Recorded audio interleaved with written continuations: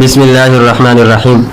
دانت اور داڑھ کے درد کے لیے انتہائی ہی مختصر اور مجرب عمل ہے۔ ڈاکٹروں کے پاس، حکیموں کے پاس جانے کی ضرورت نہیں ہے، بلکہ یہ علاج اور یہ دم اور یہ وظیفہ آپ خود کر سکتے ہیں۔ سب سے پہلے آپ نے کرنا کیا ہے کہ کوئی بھی لوہے والی چیز اپنے ہاتھ میں لے لینی ہے، چھری ہو، کینچی ہو، کوئی بھی چیز ہو لوہے والی۔ اس کے بعد آپ نے پھر 3 مرتبہ درود ابراہیمی پڑھنی ہے۔ اس کے بعد پھر انہو علی رجعہ لقادر، یہ آیات مبارکہ پڑھنی ہے، یہ اسکرین پر بھی میں لگا دوں گا، 11 مرتبہ پڑھنی ہے۔ اس کے بعد پھر 3 مرتبہ درود ابراہیمی۔